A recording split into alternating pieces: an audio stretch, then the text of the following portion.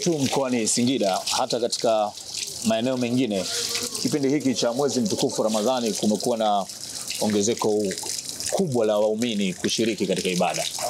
Hiki ni kipindi ambacho maji yanahitajika kwa wingi katika nyumba za ibada. Hali ya Singida mjini kwa kweli mapungufu ya maji hamna.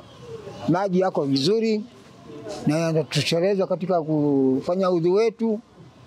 Sijaona upungufu wote wa maji. Hata nyumbani maji yapo, achilia mbali hapa msikitini. Zote harakati zinafanyika. Tunatumia msikitini, manyumbani, tunafulia, tunaogea, tunadekea, tunafanya kila kitu, tunalima mabustani vizuri. Kwa alhamdulillah kwa Singida maji yako vizuri. Mamlaka ya maji Singida SUWASA inasema hali ya upatikanaji wa maji maeneo ya mjini ni ya uhakika, huku ikiendeleza kutekeleza mradi wa maji wa miji 28 ambao katika baadhi ya maeneo umefikia hatua nzuri. Singida kuna wakazi wapatao 300,000 na hiyo miji midogo ina wakazi wapatao 88,000.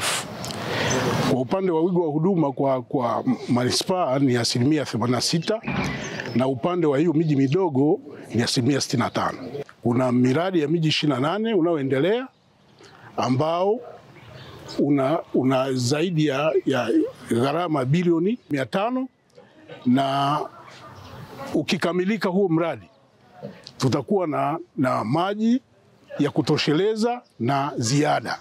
Upande wa maeneo ya vijijini maji yamewafikia kwa zaidi ya 68%, huku serikali ikitoa bilioni 19 kutekeleza miradi 52 kwa mwaka wa fedha 2024-2025.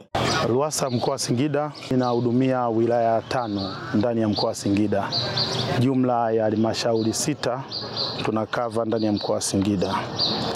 Na mpaka Machi 2025 tumeweza kufikisha 68.7% ya wananchi wanaopata huduma ya maji safi na salama vijijini. Kwa kipindi cha miaka 4 tumeweza kupokea bilioni 39 za kutekeleza miradi jumla 95. Na mpaka tunavyoongea Machi 2025 miradi hiyo 95 yote imeshakamilika.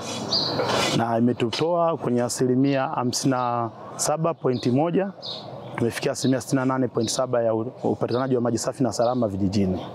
Mkoa wa Singida pia upo katika utekelezaji wa mradi wa mabwawa ya maji taka unaogharimu zaidi ya shilingi bilioni 1.7. Khalid Gangana, TBC, Singida.